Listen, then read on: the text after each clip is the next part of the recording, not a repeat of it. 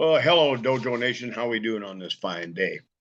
Another Tuesday tip from the home office, sponsored by our friends at, where do we go this way? Dojo Max.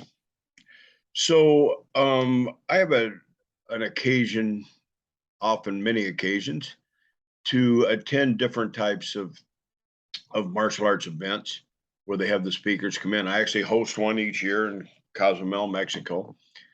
So I'm as guilty as any of them. One of the things that I see that happens a lot in this sort of events is there's a lot of banter going around about gross sales. And I'm guilty of it myself. I've got, a lot of schools that I work with that are doing the magical seven figures, the $1 million a year. And that's all well and fine. um, but I think we put too much emphasis on that gross number. I was just talking with a gentleman named Peter Traquilas. I hope I got that right. About the almost a fallacy of gross. Gross can mean several things. It can mean you're doing really, really well.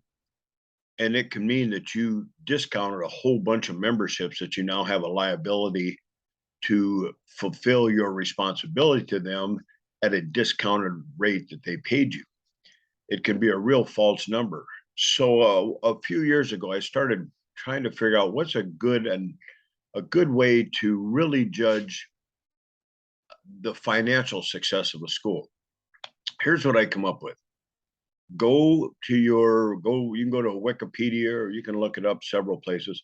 What's the median value of a home in your town?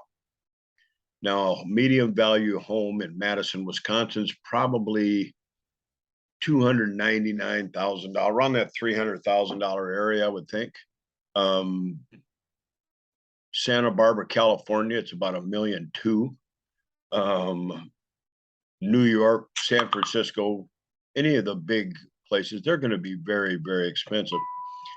So what I came up with was, can you, at the end of the year, with your profit, purchase in full price a medium price home in your area?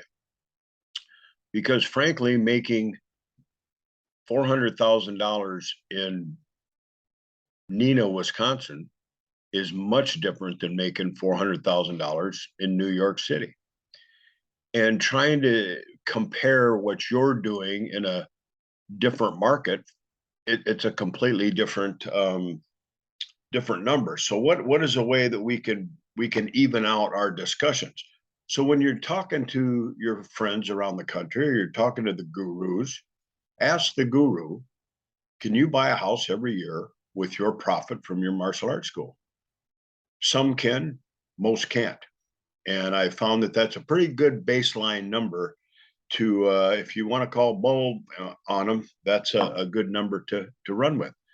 So as you're looking at your numbers, and these are the numbers I go over with my guys, how close are you to being able to buy a house a year?